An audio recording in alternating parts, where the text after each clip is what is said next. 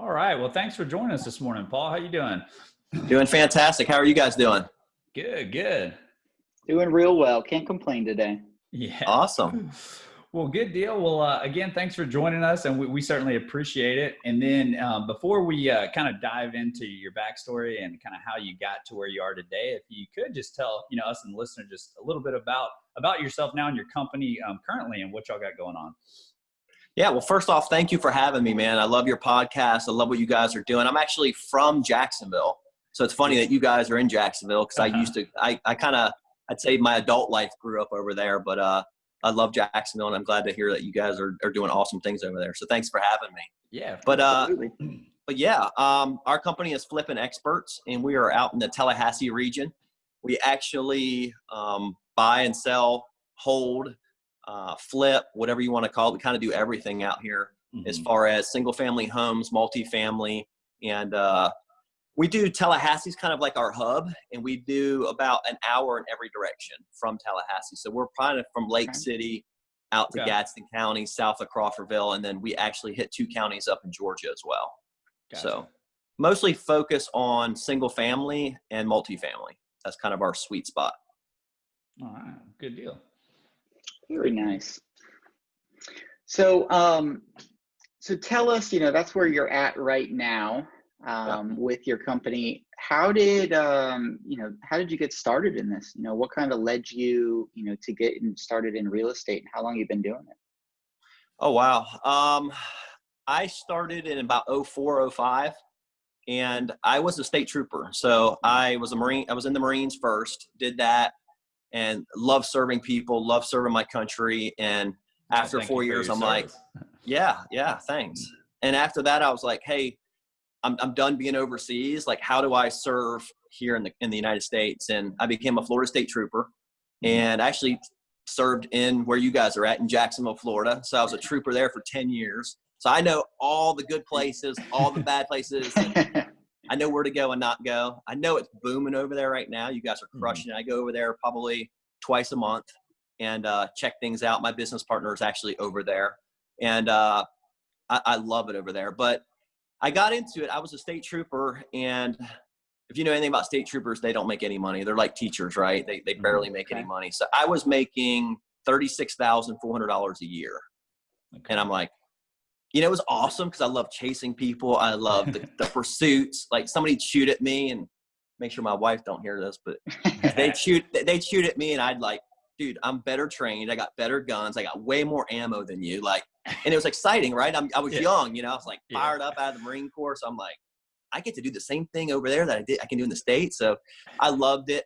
But as time grew on, I kept saying, man, there's more to life than this. There's more. Like, I feel called to do so much more. I've had a very entrepreneurial heart since a young age.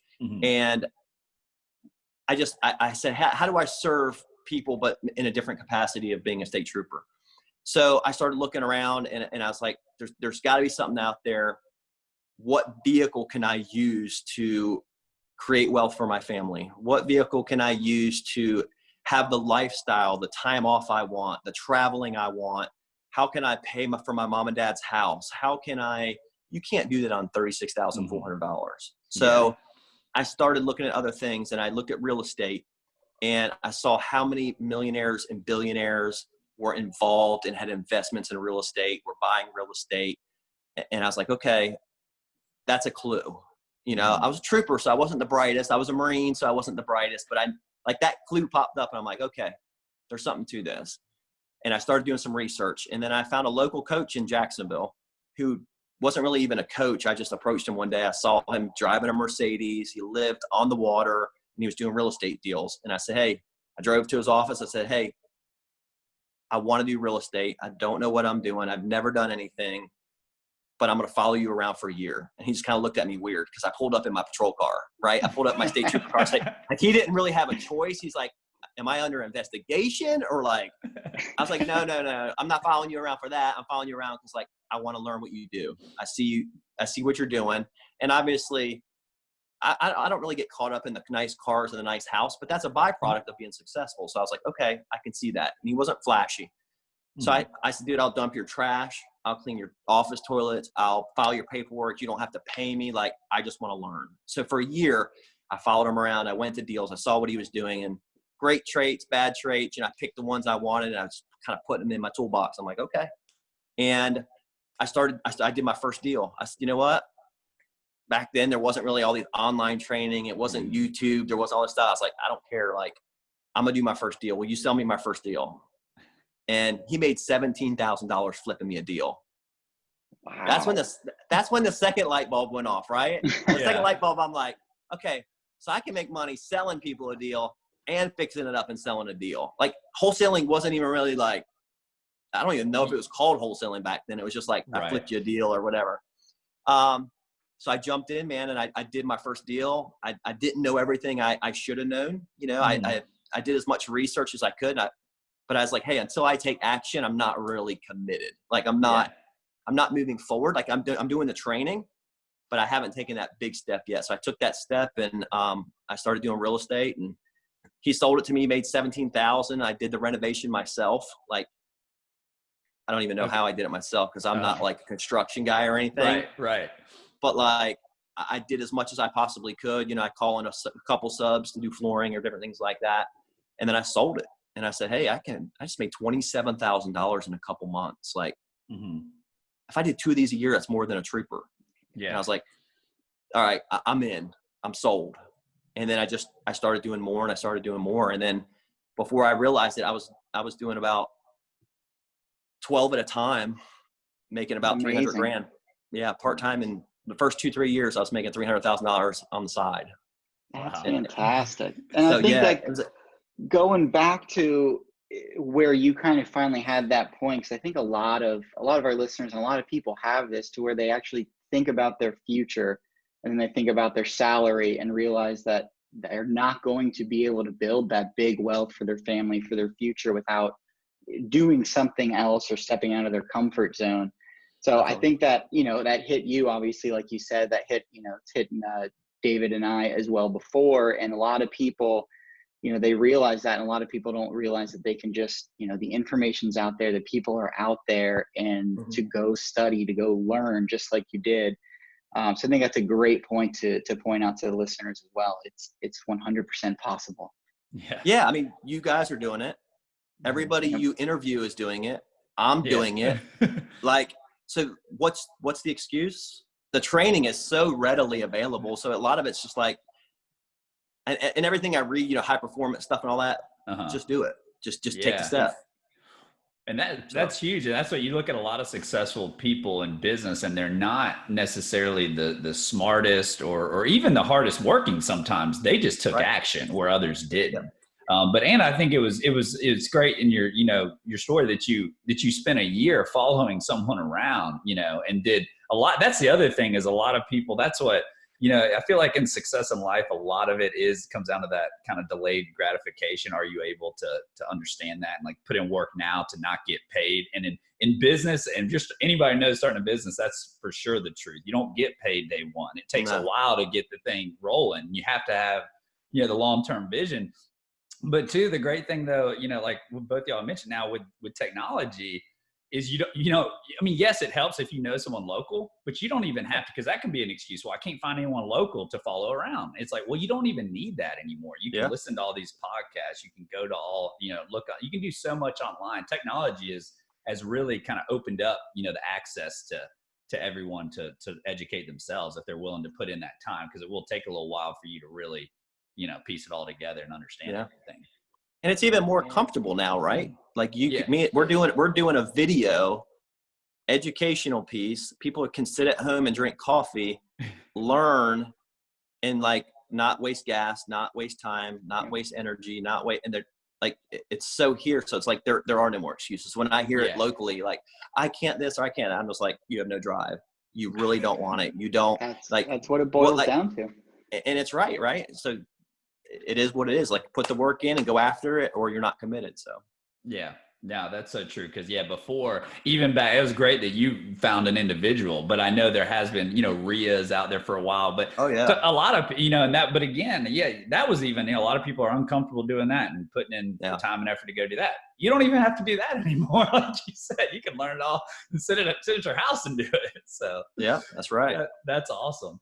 So it sounds like then you didn't necessarily, I guess at that point, like strategically pick the niche of flipping houses. It sounds like you kind of stumbled into that and then saw that was kind of just your entryway, and that was your path into fixing up homes, correct? Or was that more of a or did you pick that strategy at the time for over others for different reasons? Well, it was the strategy the coach was doing, so I kind of piggybacked off of his because he was already doing it. I could have went the wholesale route and said, hey, he just made $17K, let me just figure out how he acquired properties, and I'll do that. I kind of like the, you see these before and after pictures. You see somebody turning it. And I knew there was more money in that because let's say somebody tells you the renovation on a property is $300,000 and hey, I can get this thing done for $170. You just made an extra $130,000 just with your know-how, not even in the negotiation side of it, not even in the acquiring it side of it. Like, so for me, I saw it was kind of like I can make more money if I renovated it myself because I know my guys, I know what they can do it for. I do volume. I can save more money, make more money. So yes, I kind of trickled into it that way, but I always loved the renovation side of it. I love how I can employ more people. I love having crews that their families are blessed because we do volume and we do so many things. So like, I feel like we can touch so many more people's lives in that than if I was just wholesaling it and I'm dealing with a seller and an investor, or just a sales part of it, like a realtor just servicing it. That I liked that I could have multiple people get blessed by what we were doing. So yeah, I agree. It's a bigger impact on the greater community with that way that you're doing it. So yeah, that's good. So walk us, you mentioned, when you got your first deal, walk us through your first deal. What market was it in? Obviously you got it through your mentor, but kind of give us some insight on that. Man, I didn't know anything. That's how it always is. Like, I still remember the address. I'm like, that's crazy. Awesome. It was an older house. It was, I think, the 50s, maybe the 40s, which I don't even touch that stuff now, like, unless it's just a screaming deal, because I know the amount of problems that come with it. Like, it had the old wooden windows in itself, like where I was up at night, like I'd get off my 8-hour shift as a trooper and I'd go get a piece of sandpaper and I'm sanding like the strips in between the lines. So like, I didn't know, but I tell you what, man, I learned so much in it, and it really made the drive come out. What I liked about doing that first deal that's helped me now is I know the value of money, meaning I know what it takes to drywall something. I know what it takes to put flooring in. I know what it takes to, gut a roof and put a new roof on. I know what it takes to redo plumbing in a house, or, that was an old house, 50s, 60s. I had to redo the electrical in the house. So I had to bring an electrician on, and I sat with that electrician. I'm like, show me everything. I know I'm not certified. Let me see what it takes you to, well, we're going to be in there for 3 days. It's going to be this and that. And, with me sitting there watching, they were in there a day and a half. So I saw the value of money. So now years later, I'm going, someone throws me a bid at $6,000 for drywall. I can say, hey, that's a 4-day job. If your guys are making $35 an hour, and I can do the math, and it's helped saves me money. So I'm very grateful the first couple of houses I did like that, because it just gave me that wisdom from a flipping side of it or renovating side of it. And it just opened my eyes to, man, I look back now, and all the hurdles, like there's certain stuff I just would have not even touched or subbed out, or would have said, hey, we're not doing that because it's not going to help the house sell, or I just didn't know then. Now I'm like, do this, do this, do this. Don't touch that. This isn't going to come back. This isn't bringing us more money. This isn't, we want these tenants to have this in the house and be comfortable. We can get more in rent because we're doing stainless steel appliances, and we're not putting formica in, and we're doing granite countertops, or we're doing quartz because it's a higher end apartment complex. Like, I know what the customer wants now. Whereas in before I didn't. I was just like, hey, I'm going to go rehab this thing. And then like 30 days in, I'm like, what am I doing? But I stuck it out and I did it. So yeah, a lot of hurdles have overcome since then. Well, that's awesome. That's how, you take action, and that's how you learn that stuff. That's it. Agree completely. So with that first deal, did you have to, did you get money from an investor for that, or was that all on yourself as well? No, $36,400. I didn't really have a savings. I didn't have, my parents had split up. Like, we didn't come from money at all. And I mean, I was actually paying bills for my parents at 14 years old, paying electric bills, buying my own shoes. There was 8 kids in our family. Like, we just didn't have that and had that mindset. But in my mind, I knew like there's a way. Like, so I went and talked to people. How did you get money for your first deal? How did you do this? And just kind of networking and talking. So I used a hard money loan on my first couple of deals. And there was actually a guy in Jacksonville, and right off of Beach Boulevard. A buddy of mine said, hey man, there's a hard money guy up there. Just go talk to him and blah, blah, blah. And hard money, we didn't have all these big mega companies that we do now, and everybody's online and everybody's like trying to beat each other out. For me, when it was a hard money guy, I want to, like, number one, I was brand new, so I didn't know. So I'm like, I need to go in and see this person. I want to have a touch. I want to have a relationship. I want to bring them my package, my deal, and say, here it is. Look at the pictures. Look, like, I put it in a nice little package for him. So like, he's not trying to do all this research, because I wanted the deal to go through. And he's like, hey, here's what I can do for you. Held the house as collateral. I did the deal. He got paid. I don't know what he made, 10 grand. But the deal got done. And I said, hey, if the 10 grand or whatever I was paying fits into my numbers where I still hit my profit margin I need to hit, I don't care where I get the money. A lot of people get hung up on, I don't have the money. And I don't have the time. I don't have the money. Money is a huge thing in my industry that's like always coming up. And I'm like, okay, how many hard money lenders have you talked to? I had a coaching guy yesterday call me, and he's asking me deals. He's in North Carolina. And I'm like, okay, well, I talked to this one guy, and I'm like, one guy, like, it's like a bank. Dude. When you refinance your house, you put it out to 20 companies, and like, who can give me the best deal? So now I look at it and say, okay, it was worth paying that because it got me in the door. It got me my first deal done, and then momentum built, right? It started growing, and I'm like, even paying him, I made $27,000. Okay. So on my next deal, I went to him and said, hey, you got 15 and 2 points. I'm going to start doing some volume with you. I'm going to give you 14 and 1 point. And he's like, oh, I see how this, and then I did 3 or 4 more deals with him. And I went back, I said, hey, I need it for 12 and 0 points. And we just worked our way until I had enough money. So basically, I think I flipped, I'd say my first 4 deals, maybe 5, to where I had enough money, enough cash to do my own deals. So I was making about $46,000 to $55,000 a flip on a house, and I would just save it. I would take that, and then the next house, I wouldn't borrow 150. I'd borrow 100, and I take that 50 and put it towards it. So now I just save money on that money. And then the next deal, I had 50 and 50, and I take 100, and I just borrow 50. And then, and now obviously we just fund our own deals. But like your listeners, like, that's not an excuse. I think I'm hearing this thing, like, in our conversations, that there really isn't an excuse. There's training out there. There's money out there. Like right now, especially, they're giving money away. Like, if somebody can get 3% or 4%, they're happy. Yeah. It's out there. Well, that's what you were just explaining. I was going to ask, and you told us at what rates you were getting, and that, and even not, that was obviously, we're talking now, probably sounds like roughly 15 years ago, but even 5 or 6 years ago, rates were still more in that, double digit, 12% for hard money. And yet, to your point, where everything is now, and because too, you don't have to go find the hard money lender in town. There's so many all over, the web. You can find them online.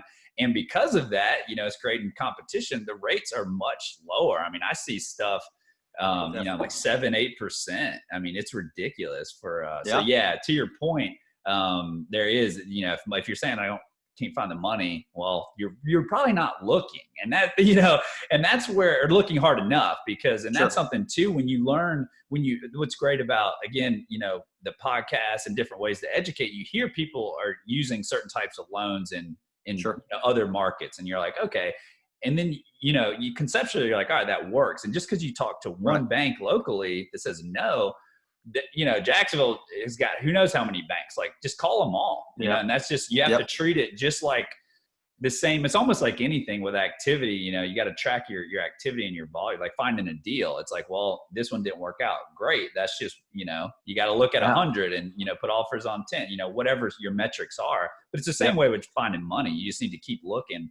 And and especially because too, when it comes to the lenders, how it's amazing. You can sometimes even talk to 2 different loan officers with the same bank and get a different answer. So let alone like trying different banks, but then a lot of times it's that loan officer, like how creative and motivated is he, you know, or she to get the deal done too. So anyway, I think the point, and then the more keep looking, the more deals you do too, the cheaper your rate will come. Like they want to lend multiple deals. They don't want to lend 1 or 2 deals and they really don't know you and it's risky because you have no proof of concept, right? You're just starting. But I mean, you get 10 deals under your belt and go back to that lender or get 5 under your belt. I mean, I see it all the time. Lenders are like, hey, we'll cut it down to here. Because now they're doing volume. They got $1 million in you or $2 million in you versus 300,000. I mean, you renegotiate like you would a credit card. You call them up every 6 months. Hey, I need a better rate. Like I got Joe Blow National Bank that wants to do it at 6%. And it's a negotiation. Just like when you buy an acquisition of property or sell it, it's all negotiation. Get the best rate. Yeah. And again, at that time that the trust is there and, you know, you built that trust and your track record. So, I mean, it goes to show a lot, you know, more credibility on your side. And that's, you know, thinking long-term too, and not being short-sighted of saying, I don't want to pay 15% in 2 points. Well, you're not going to pay that forever if you pay the guy back and, you know, and it goes well. And so again, and then even too, one thing that you touched on, you know, when you made 50 or your first 27 grand and then you're making 45 or 50 grand, obviously you weren't going and buying cars every time you sold a deal. You were compiling that. Again, it goes back to like thinking long-term. You were saving that and using it to grow your business. So there's just a lot of good points in there. So that's and so it sounds like, obviously we kind of talked about, you know, this first deal. So if you had to pick, so I guess you learned a lot. I know you kind of mentioned as far as understanding the value of money and the cost. Was there any other like key takeaways that you learned? Maybe not even from that specifically, that first one, but just from those first few that have helped you throughout your career? For me, I've been on this a couple years now. Is learning like speed. For me, everything is speed. Everything is how fast can I learn it. There's always new technologies, right? There's always new ways to acquire properties or do properties in extended areas, and guys doing deals in California that live in New York or South Florida because they're saving on taxes and all these different things. So for me, I'm big on learning as fast as I can, and it's like quality. Like there is a lot of stuff out there, but if it's not the right quality or the right things, it actually hinders you. So like for me, I pay a lot of money, probably too much, every single year to go get coaching from people that are in my industry or a like industry that are 10 times, 100 times bigger than me. And people are like, I just can't believe you spend that much money and blah, blah. And I'm like, listen, if I can leave that 3-day event and learn one thing that saves me $10,000 a year, let's just say 10 grand, just one thing. I'm there 3 days. I learn a bunch. I take that 10 grand this year. And a lot of people just say, well, yeah, you spent 25,000 to go. You only made $10,000 in return. And I'm like, no. Times that over the next 30 years or 20 years. In 20 years, that's $2 million worth of information on one thing. So for me, I'm very big on how fast can I learn it, but also is it the right information for me? There's a lot of stuff I can get sidetracked on that has nothing to do with how I make money or my industry or my stream or my niche, as you guys say. Like, why am I going to get bogged down with information that's not going to actually, I can't take a step on. Okay. If I get all this, if I read 100 books and I take action on one book, well, there's 99 other times I wasted time. So for me, it's, I'll pay for speed. I'll pay to learn the right thing the right way. A lot of people are trying to like, I see a lot, especially like these REI, these networks and stuff. I go there, I see the same people not doing anything. I see the same people not doing a deal month after month after month. And I'm like, well, I listened to this podcast. Well, I watched this one show. Hey, I was watching Fixer Upper last night, and they're compiling information from all over, but not the information they need to succeed in that one thing they're doing, whether it's wholesaling, whether it's multifamily, whether it's single family, whether it's I'm going to buy 500 apartment complexes.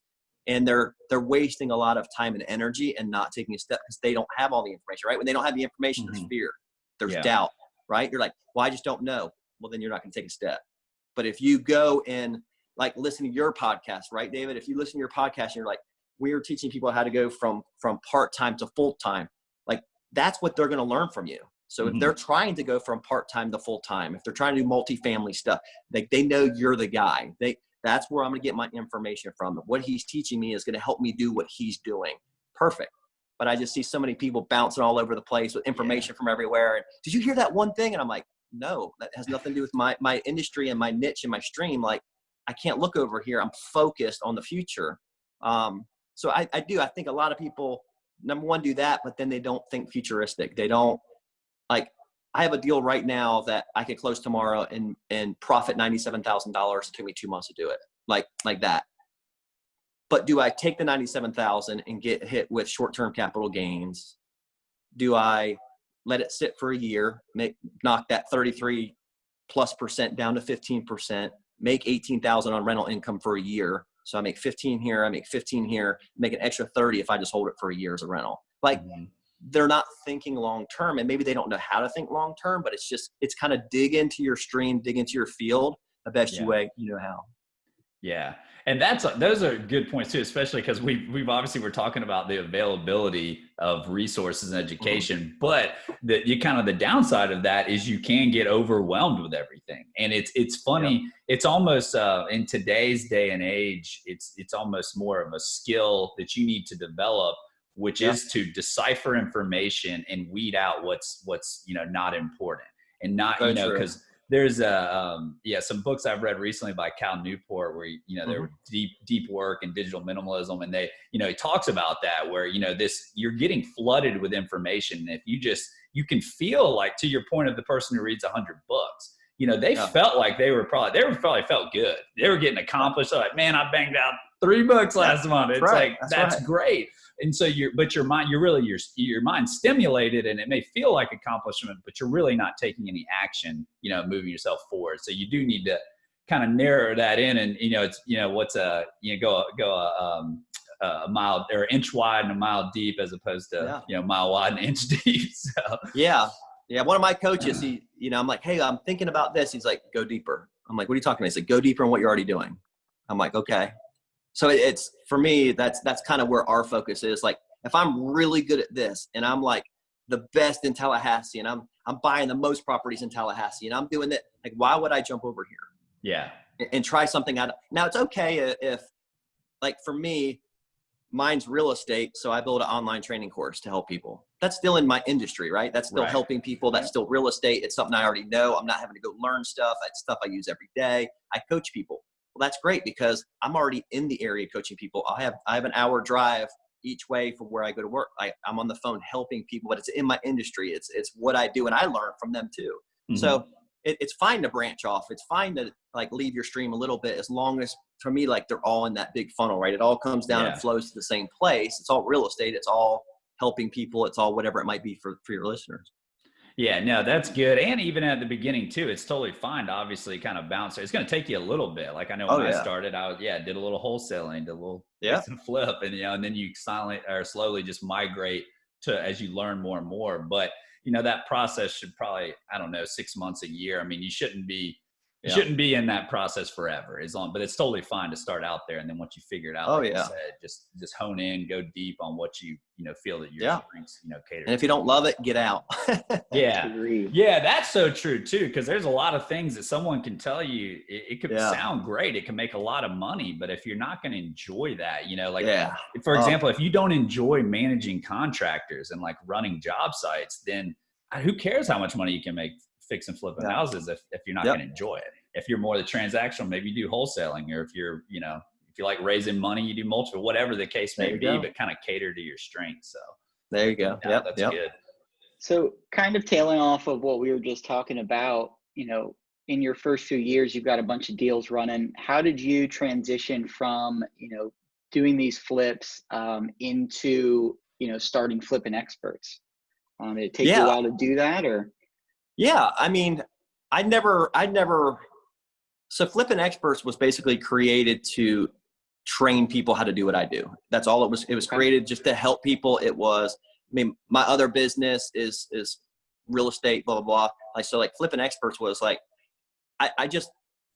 two reasons I started it. I got tired of seeing people lose money, and 24 years old, I lost 50 grand. It wasn't my money. It was my mom's money, and our dad died. I'm like, they didn't have the information, right? If they would have had the information, they never would have done the deal. They would have known how to put numbers together. So I got tired of seeing people get crushed just because, and it's their own fault. They didn't seek the information. They didn't seek a coach. They didn't seek out podcasts that can help them, whatever it was. And then the second thing is like, I just kept getting bombarded with like, how do you do this? How do you do this? How did you go from 3 at a time to 10 at a time? How did you go from 10 houses a year to 100 houses a year? How did you go from houses to multifamily? How did you so I couldn't serve that many people. Like I go to a REIA meeting and there's 100 people in a line, like trying to ask me questions. And I'm like, I would love to sit with all of you for like a day and just like give you what I have, but it's not realistic. I have a job, I have a family, I need free time, I have to travel. Like, so Flippin Experts was basically just created to like, hey, how do we get the masses? How do I serve everybody and give them the best content I possibly can, the best training course, the best coaching I possibly can. And it's done with everything they need. So for me, it was like, I can take a year and give them the downloads. What forms do my team use every day? How do we acquire property? How do we find landing? So that was basically built out of me already doing fix and flips and multifamilies and all that. Cause I had been doing that for years. And I just didn't want people to have the same downfalls that I did, man. If they can go through and listen to you guys and learn how to do it 10 times faster, they succeed faster than us. Yeah. I'm like, yes. Like I just got done teaching a wholesaling class, and I don't even wholesale that much, but I know how to do it and what it takes to sell to me, an investor. So if I can help these guys succeed, at the same time, it helps us as investors succeed, which helps money lenders succeed, which helps all the realtors succeed in my area. The contractors make more money. There's more contractors working. So like everybody gets fed by helping people. And that like, that's just how it was birthed, man. It was just like, how do I get what's in here and all the struggles I went through in my heart out to more people to just don't do what I did. Like, check this out. Check that. You don't have to use a realtor when you sell your property. Check out this thing I do, and it saves you 3% every single house. That's a lot of money, but like that blesses their family. So yeah. I love it. That's awesome, man. You saw the need and created a resolution for it. That just says something. That's great. Well, yeah. And especially the, like you said, everyone's asking you, it's just a way to where, like you said, you only have so much time. So it is a way that you can kind of get that out to everybody. Cause I know a lot of times, probably all three of you kind of hear the same. And once you start hearing the same question over and over, you're like, man, I wish I could just have a call and answer this for everybody. Top 10 questions. Boom. Yeah. So, so that's awesome. And then today on the flipping side, could you just kind of walk us through your current team, like the structure and kind of how you are running, the operational side of your business? Yeah. So it was kind of funny how it all came about. I mean, I started doing this by myself. And then obviously as I grew, I ended up meeting a business partner who's probably the most awesome guy in the world. Like he'd do anything for anybody, give you the shirt off his back. And that's kind of why we're such good partners. It's just, there's always a give to each other. And I know like some of the questions were like, how do you find funding? How do you do this? How do you do that? Like a business partner can help solve a lot of those problems. So for me, you're talking about new hires and stuff. The things I don't like to do or I'm not good at, he's very good at. He loves being on the phone. I love being on the phone, Paul. I'm like, you can have all the phone calls you want. Like every realtor can call you, every tenant can call, like whatever. So like he just decided, hey, I'll help fund deals and I can take a load off you. And I was like, well, if I can do 3 million a year right now with my own cash and you have 4 million, I can do 7 million a year. So instead of doing flips, whether it's single family or multifamily, we can do them so much faster and at a bigger volume because there's more money involved, but also the help he gives me to actually do it. So instead of me selling a house, I'll just use some weird example. Instead of me selling a house every month, right? If I'm doing this full time, I get 1 paycheck a month. Okay. Now, if I'm doing 5 a month, I'm getting 5 paychecks a month. So with more money and more resources building your team, it just allows you to expand quicker.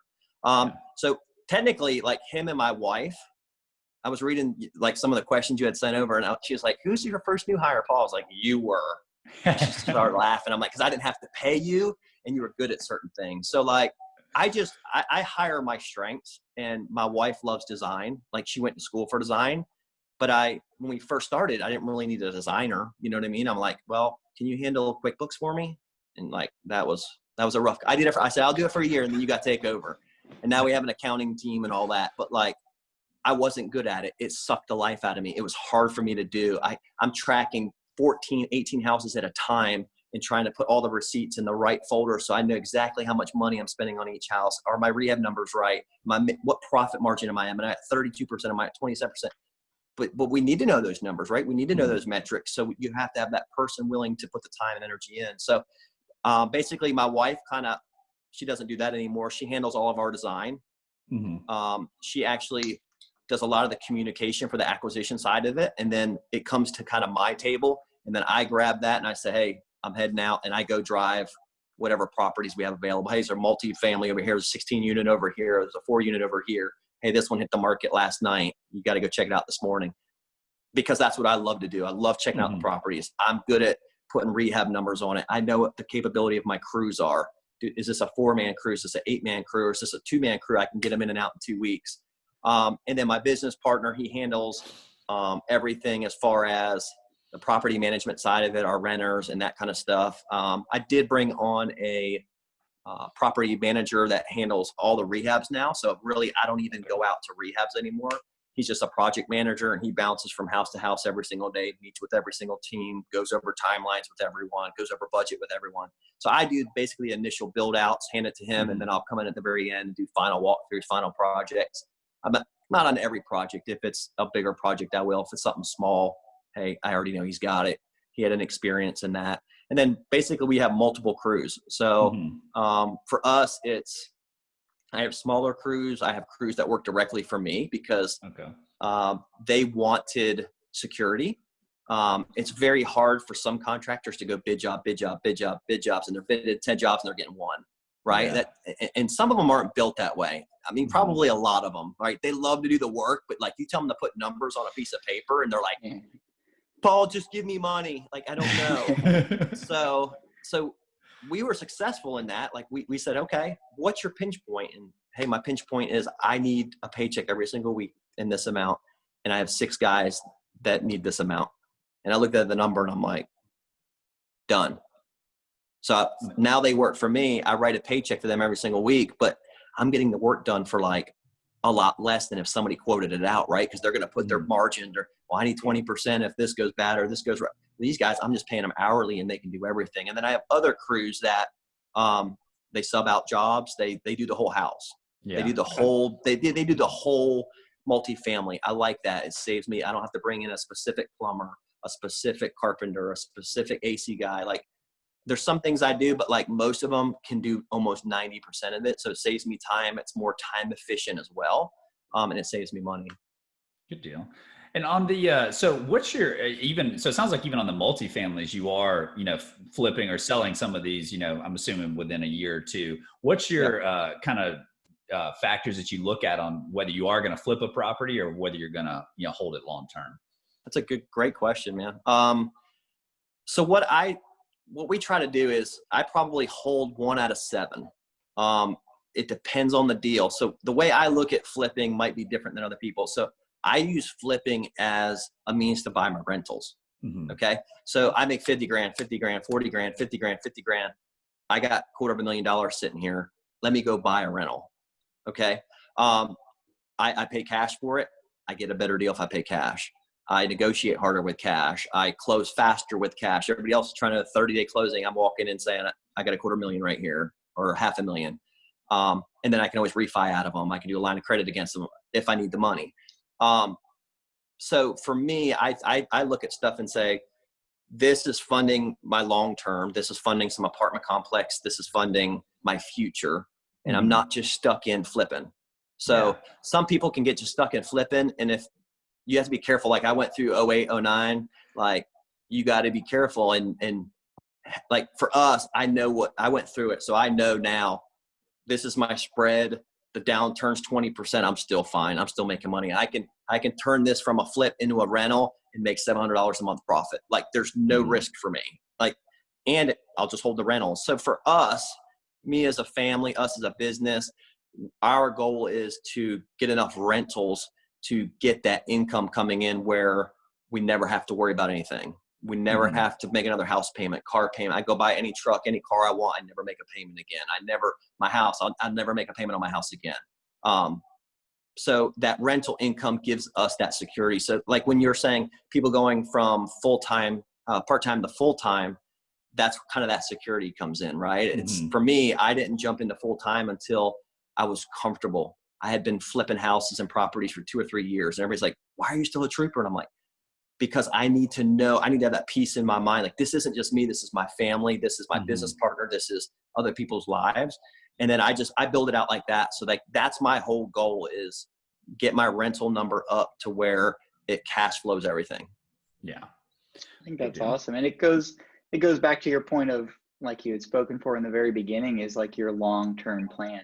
Because I've seen people as well, you can get into the flip game and be successful and do that, but they're creating essentially a yearly salary for themselves, and every year they've got to continue to flip. So if you don't save that money and invest it properly and think about your future, which is exactly what you're doing, you've got to create that plan and create your worth for down the line. It's huge. Yeah. So it's so important. Like, this isn't just my job. This isn't just my wife's job. This isn't just like, I have contractors that if I don't succeed, their families are affected by it. So for me, it's like, any way I can secure that thing, I do. And I think you nailed it right on the head. I mean, you hit it perfectly.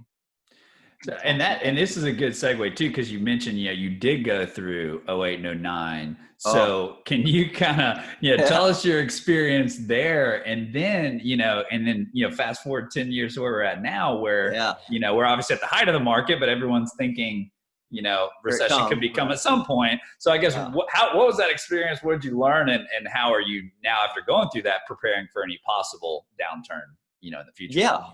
So I think, 08, 09 was, it could have been a lot worse. I didn't file bankruptcy. We were doing 12 houses at a time at that point. And that's only a couple years after I started. We were cranking 12 at a time, just going and making great money. So I feel like I was very good with my money. I wasn't buying newer cars, like you said earlier. I wasn't buying a nice house. Like when I get money in, it goes right back out the door. Within days, if not even quicker. Like if I can route it through another account and put it into another thing, I do.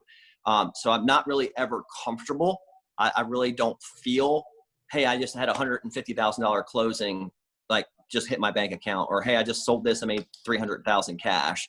I don't let myself feel that, because I know I'll get comfortable. So I take that 300, I roll it right into something else as fast as I can. And I usually have something on the back burner. But in 08, 09, like we were buying pretty good. Like we were buying like 70 cents on the dollar. So we weren't paying 80 or 90%. And I think that's what ate a lot of people up. They're paying 90, 95%. The market comes through and drops 15, 20%. They lost money right off the bat. Whereas in now, like for us, I'm buying 65 cents on the dollar right now still. So a lot of people are out there, they don't understand the difference between like a flip and a buy and hold, especially a lot of these younger investors are like, hey, but I know it doesn't make sense as a flip, but it makes sense as a buy and hold. I'm like, no, it doesn't. I need equity either way. Like I need money either way. Like you got 10% here. I was like, the market could drop tomorrow 15%. So strategically now we are just buying even tighter. Like you're saying, we're at the height of the market. We're really good. I don't chase deals. I don't try to make a deal happen. I see a lot of people do that. Try to make the numbers work. That's what I love about real estate. Like numbers are numbers. Like it's math. They don't lie. Like if your rehab's $42,500 when you get done doing your renovation sheet and you walk in and the numbers don't work and you're like, well, I can try to get it for 30. No, you're lying to yourself. It's going to bite you. Like, so with it being as high as it is, as long as it's been, we don't rush. We're taking our time. We're finding the right deals. You know, I don't buy that much on the market. Everything, like I'd say probably 95% of the stuff I buy is off market. I put the time and energy in now, so I'm not suffering down the road. So, yeah, it could have been a lot worse, but we rolled all of our stuff right into rentals. You know, we tried to sell stuff and give $10,000 discount and see if it would sell. We did sell quite a few. And then the ones that we didn't, we rolled right into a rental, and we at least doubled our money on the rentals. So if it was, if my note was $400, I was making $850, $900 as a rental. So I never got crushed. And then we just said, hey, we're just in a holding season until we refied out, we pull money back out, and then we started buying even cheaper, not as much as I wanted to. I was scared too. I'm going to admit it to all your listeners. I was scared that back then too. I'm going to be ready this time though. I'm going to be ready. So right now we're still buying with that kind of strategy. And now I'm buying the rentals. Now I'm buying cash flow. Now I walk out and I'm picking up checks on my mailbox every single day. Money's getting wired right to my account every day.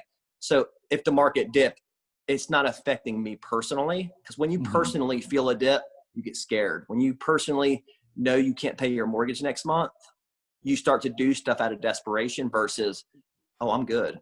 I'm content. I know I got $100,000 coming in. Like, I'm going to go buy some more properties because they just dropped from 65% to 40%. Like, that's the mindset shift for me. We're not there yet, so hopefully I succeed if that happens. But I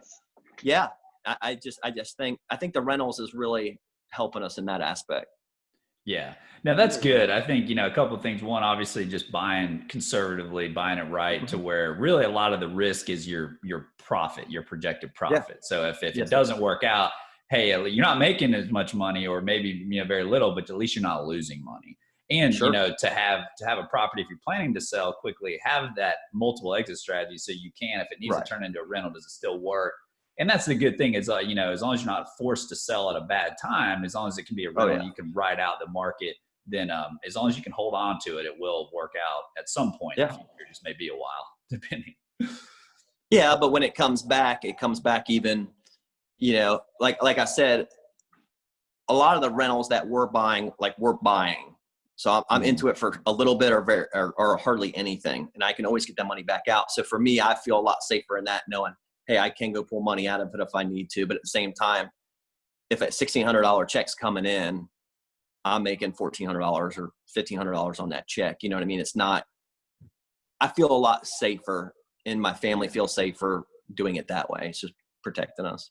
Yeah. You set up a small safety net for yourself for those situations. Yeah. Absolutely. That's great. And so now we'll get towards some of the last few questions before we get out of here. So is there, just on general, productivity, do you have a certain habit, or is there any sort of routine that you have that you think has really helped you, or helped lead to your success? Yeah. Brandon Burchard is one of my coaches. Dean Graziosi is one of my coaches that I meet with all the time. High performance people, they do things so differently than the rest of the world, right? That's why they're the high performance people. So I love Brandon Burchard stuff, and I learn a lot from him. And for me, I've always had the drive. It was just focusing it and channeling it and saying, okay, how can I do this? So for me, getting up early in the mornings changed everything for me. I said, hey, I'm doing great. I'm making great money, but I could feel myself getting a little comfortable, right? I started going on vacations a little bit more than normal, and I'm spending a little bit more money on vacations than normal. And about 2 years ago, I'm like, hey, kind of pull myself back in and realign. And I started getting up at 6 o'clock in the morning. And I was like, hey, it's still not leaving me enough time. My contractors, my GC, superintendent, whoever starts calling at 7, right? So I'm like, okay, I got to bump it to 5. So basically my schedule, I'm up at 5 every single day. It's quiet. The world's quiet. No stores are open. My wife's asleep. My dog's not asleep, but he doesn't bother me. But so I'm up at 5. I do, quiet time, meditation. I read the Bible. I focus for an hour just on like the bigger things in life, the future, right? What's most important to me? What do I hope to get out of today? What's a win for me at the end of the day? Who can I serve today? Like who can who's going to be in my path that I can help today that I don't want to miss because I'm too busy. So I literally focus on that. And then at 6, I get up, I start getting ready for the gym. I have everything laid out. That's another big thing for me is like the night before, I'm always like, I have a daily planner. It's actually Brendan Burchard's daily planner, and it's broken into 15-minute segments. And I'm like, that's crazy, 15 minutes. But dude, I'm telling you, I fill it out the night before or the morning of, just depends on my schedule. Like if it's a Monday, I try to do it Sunday night, but it gives me clarity. I go into the day knowing what I need to be prepared for. Like I'm actually seeing into that day already before I'm there. So that, and I probably literally get at least twice as much stuff done in a day by using that. And I know other people use different ones and the Hyatt and all that. And whatever works for you, maybe it's just journaling. Yeah. And then I go hit the gym. I hit the gym for 45 minutes.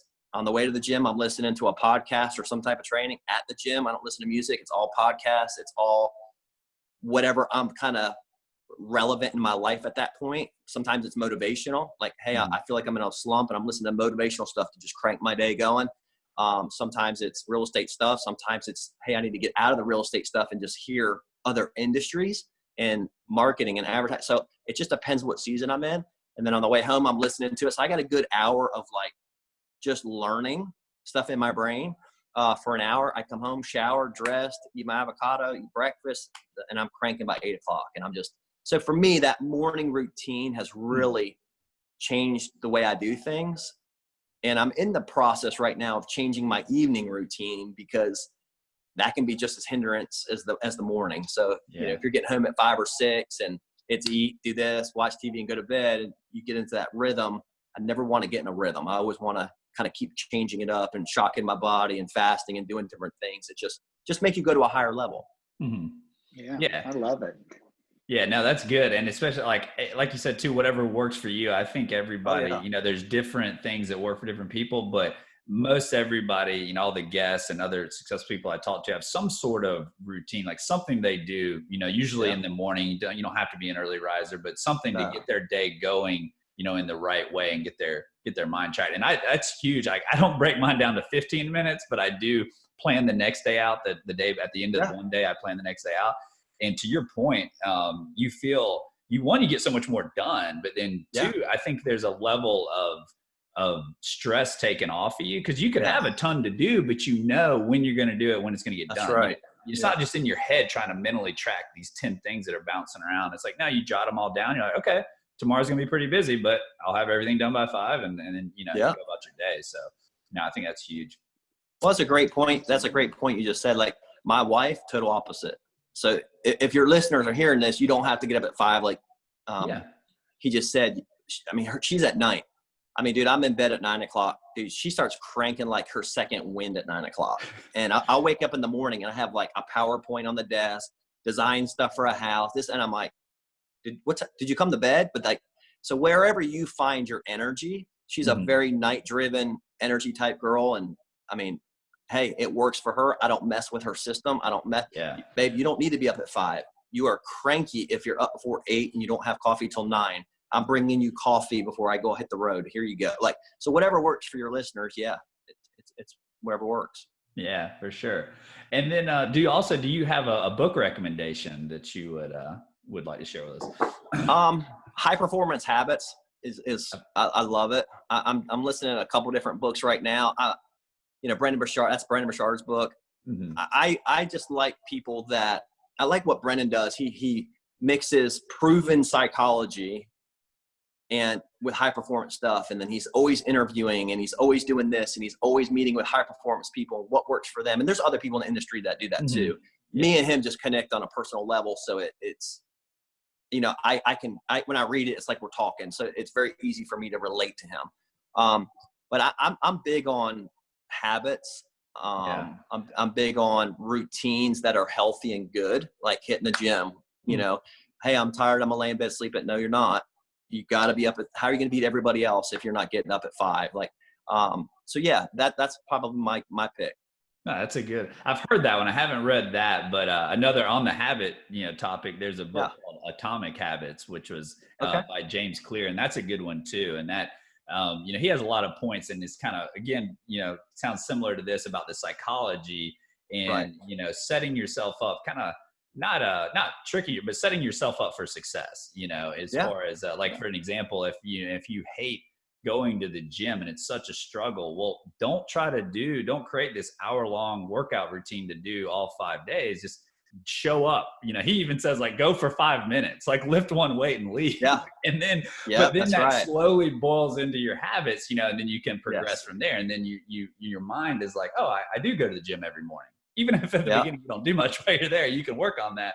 But there's a lot of other little things like that I think is good and would help anybody, and no matter what productive habit you're trying to form. So a couple good ones there. Well, awesome. Well, Paul, we really appreciate you joining us today. But before we get out of here, too, if you want to share, anything we didn't cover today that you'd like the listeners to know, let out any information about your company, just in general, you want to get out there. Yeah. Hey, again, thank you guys. You guys are crushing it. I love what you're doing. You're helping so many people. And like, that just shows everybody your heart. So thank you for what you guys are doing. You guys are great. My company is Flippin Experts with no G. So Flippin, no G, Experts. And if they just want free training, if they can scroll down on my website and there's a button that says free training. They can click on it. They can start getting some videos of training. They can get videos of me doing some crazy stuff at job sites. But, for you guys, for your listeners, I want to give you guys a 20% discount. So if anybody's like interested in fixing flips or learning or whatever, like I created a link this morning. It's 7 Bridges. So if they go to our website, they want to buy my training course, they can do that there. And then, but when they go to pay in the coupon thing, put 7 Bridges in there and they'll get 20% off just for being part of your group and your podcast. And any way I can help them, I'm on social media, Flippin Experts, like hit us up. I'll give you as much time and energy as I possibly can. And appreciate what you guys are doing, man. You guys are awesome. Yeah. No, awesome. Well, thank you, Paul. We really appreciate it. And we'll put all that information in the show notes so the listeners can get to all those links. So thanks again, Paul. We really appreciate it. And we'll talk to you later. Thank you, sir.